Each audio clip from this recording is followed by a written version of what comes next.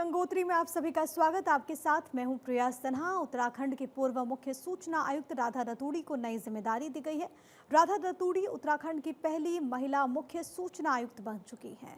हालांकि पहले से इस बात के कयास लगाए जा रहे थे। मुख्य सचिव के पद से 31 मार्च को सेवानिवृत्त होने वाली राधा रतूड़ी को अब सरकार ने मुख्य सूचना आयुक्त की जिम्मेदारी दी है। राधा रतूड़ी 1992 बैच की IAS ऑफिसर रही हैं और उत्तराखंड में उन्होंने विभिन्न जिम्मेदारियों को निभाया। खास बात यह है कि राधा रतूड़ी उत्तराखंड की पहली महिला मुख्य सचिव पद पर भी रही हैं और उन्हें 6 महीने के 2 सेवा विस्तार भी इस पद पर मिले थे।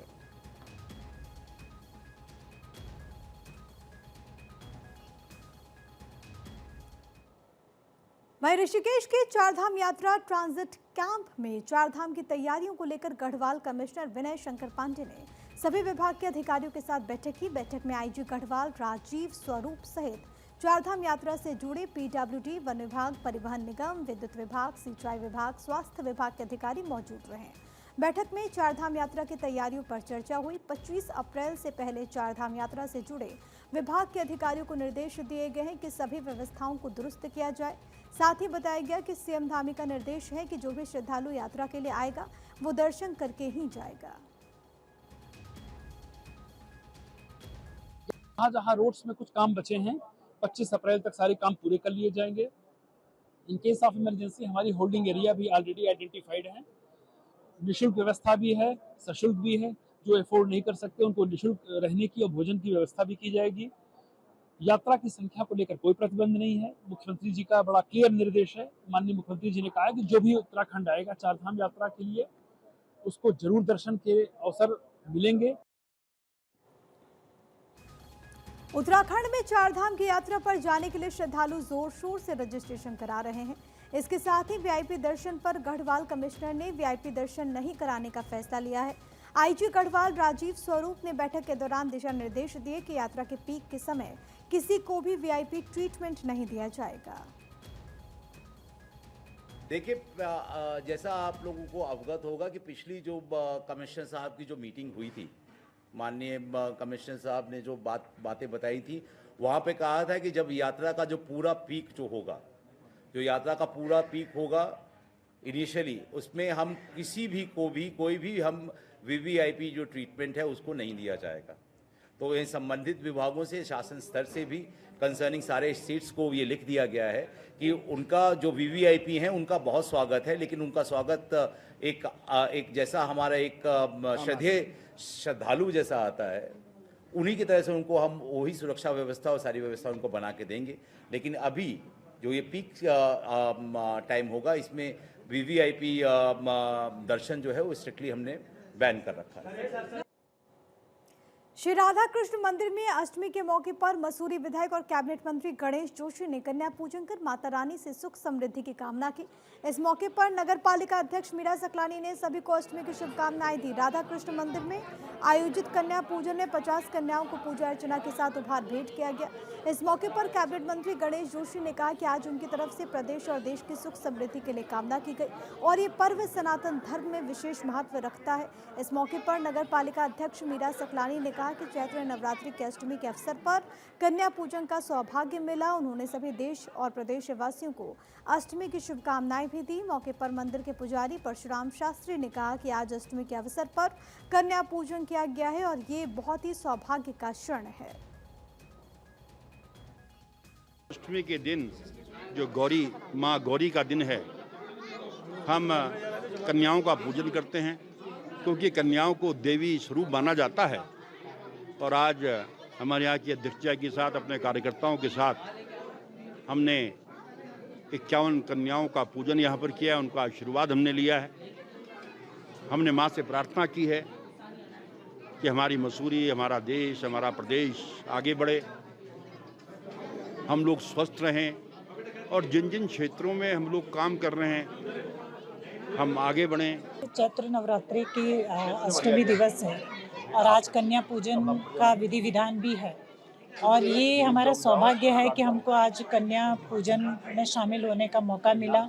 कन्याओं को देवी स्वरूप माना जाता है। कन्याओं का आशीर्वाद आज हमको मिल रहा है। मेरी माँ भगवती से यही प्रार्थना है कि मसूरी की जनता के साथ साथ पूरे उत्तराखंड, पूरे देश को सुख समृद्धि का आशीर्वाद माँ भगवती से मिले। वहीं देहरादून में सीएम पुष्कर सिंह धामी ने बड़ी बैठक की। वित्त विभाग की बैठक में बजट को लेकर समीक्षा हुई। बैठक में सीएस आनंद बर्धन समेत कई अधिकारी मौजूद रहे।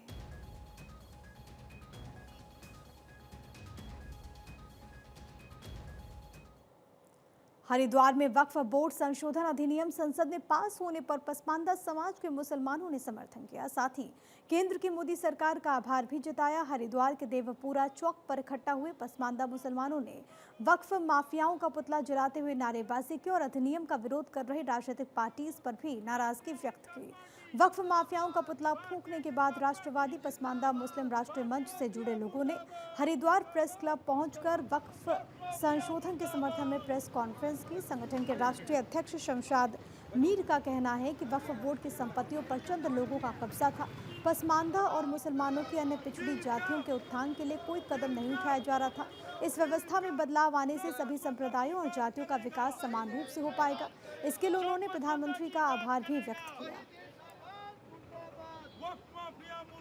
वक्फ माफिया कोई भी हो सकता है, वो ओवैसी भी हो सकता है, इमरान मसूद भी हो सकता है, और बहुत सारे बड़े बड़े लोग हैं जिन्होंने वक्फ का घोटाला कर दबे कुचले वंचित समाज का अधिकारों का हनन किया है। और वक्फ की जो ज़मीन है, जो मुस्लिम समाज के लोग, जब भारत का बंटवारा हुआ था, जो लोग यहाँ पर अपने जायदाद छोड़ के चले गए थे, अपने मकान छोड़ के चले गए, दुकान छोड़ के चले गए, अपनी रहने की ज़मीन छोड़ के चले गए, आज वो संपत्ति सब वक्फ बोर्ड में रजिस्टर्ड है। भ्रष्टाचार इन लोगों ने फैला रखा है और वो भ्रष्टाचार इस आधार पे फंसा रखा है कि इन लोगों ने उन लोगों का साथ दिया है जो वक्फ की संपत्ति को बेचकर खा गए। वक्फ संशोधन बिल पास होने के बाद अब वक्फ से संबंधित परिसंपत्तियों की कोटद्वार में भी जल्द जांच होने वाली है। कोटद्वार में वर्तमान में वक्फ से संबंधित कुल 8 परिसंपत्ति हैं, लेकिन इनमें से मात्र जामा मस्जिद में ही वक्फ बोर्ड की ओर से मुतवल्ली नियुक्त हैं। बाकी की परिसंपत्तियों में सरकार की ओर से कोई मुतवल्ली नियुक्त नहीं है।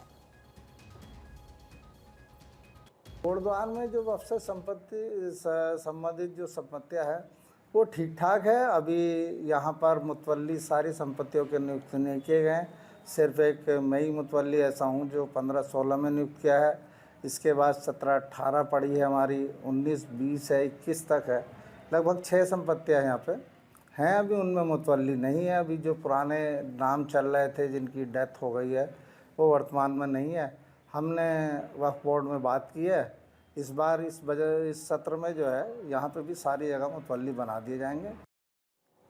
नैनीताल पालिका ने देश भर के पर्यटकों को महंगाई का झटका दिया। अब नैनीताल शहर में एंट्री के लिए प्रति वाहन 300 का शुल्क देना होगा। स्थानीय लोगों को 200 ही देना होगा। इसके साथ ही अगर वाहनों को पार्किंग में पार्क करेंगे तो 500 रुपये प्रतिदिन पार्किंग शुल्क भी देना होगा।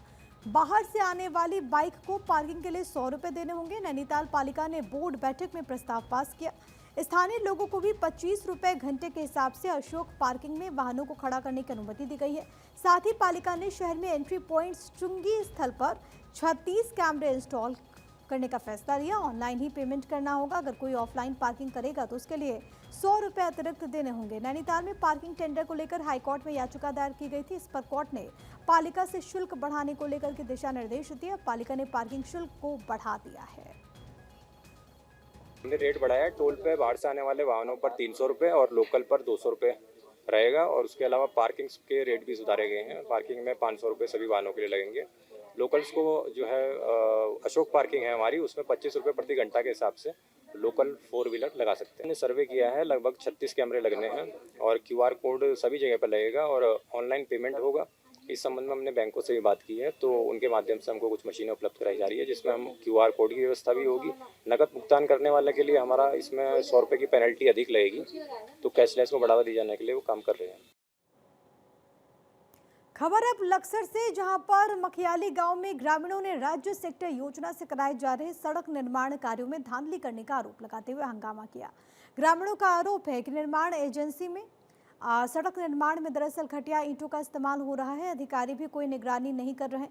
ऐसे में निर्माण एजेंसी मनमानी कर रही है। ग्रामीणों ने जिला अधिकारी के सामने मामले की शिकायत करने और जांच होने तक निर्माण कार्य बंद करने की मांग की। मामला ये हो, एक तो निखारी अद्धा लग रहा जुगा तो नीचे बैठ रहा हो और सीधा लगा रहे खड़ोंचा ना, इसका कोई स्रोत करे, कोई फट नहीं बना रखा इसका। और जो हमने शिकायत करी इसकी, इसमें काम अच्छा होना चाहिए। सारा ही खड़ोंचा वो सारे में अद्धा लगा रखा, ये रोडे लगे हुए इंटो से ज्यादा इसमें योद्धा, बस इस चीज को कह रहे हैं। यो मैन रास्ता है यहाँ को आने जाने वालों को फिर ना दिक्कत हो दोबारा, बस इस चीज को कह रहे हैं। मतलब फिर भी काम बढ़िया लेगा चलो। जब बरसात हो तो यहाँ बहुत पानी जोर करता है, नहीं रुकवा तो नहीं रहे ऐसा, मतलब काम को हो जाने अगर मतलब इसमें इनकी ठीक लगाओ, मतलब अद्धे से ज्यादा लग रहे हैं इसमें।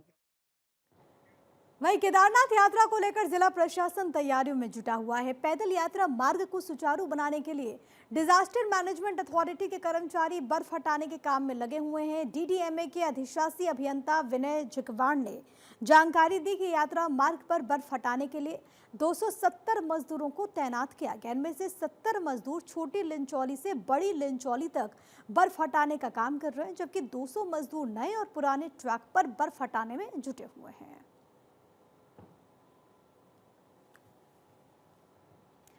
तो चारधाम यात्रा की दरअसल शुरुआत होने वाली है अप्रैल के आखिर से, और इसको लेकर के प्रशासन की तरफ से इस वक्त जो तैयारियां हैं वो तेज कर दी गई हैं। और ऐसे में जो मार्ग ऐसे हैं जहां पर इस वक्त बर्फबारी है या फिर रास्ते किसी वजह से बाधित हैं, उन रास्तों को खोलने का कार्य लगातार किया जा रहा है और इसके लिए डीडीएमए के कर्मचारी जुटे हुए हैं। आप देख सकते हैं तस्वीरों में किस तरीके से प्रशासन की तैयारियां, और ऐसे कई रास्ते हैं जहां से बर्फ हटाने का प्रयास लगातार जारी है ताकि जो श्रद्धालु आए उनको किसी प्रकार की कोई कठिनाई ना हो। लगातार देहरादून से भी मुख्यमंत्री की तरफ से भी सख्त दिशा निर्देश दिए गए ताकि किसी प्रकार का कोई व्यवधान उत्पन्न ना हो। जो श्रद्धालु पहुंच रहे हैं, जो श्रद्धालु पहुंचने वाले हैं, जिन्होंने अभी तक रजिस्ट्रेशन करवाया है, उनको किसी प्रकार की कोई कठिनाई ना हो, क्योंकि बीते वर्ष में आपने देखा था कि चारधाम यात्रा में किस तरीके से रिकॉर्ड संख्या में श्रद्धालु पहुंचे थे और इस बार भी एक नया रिकॉर्ड कायम होने की उम्मीद है।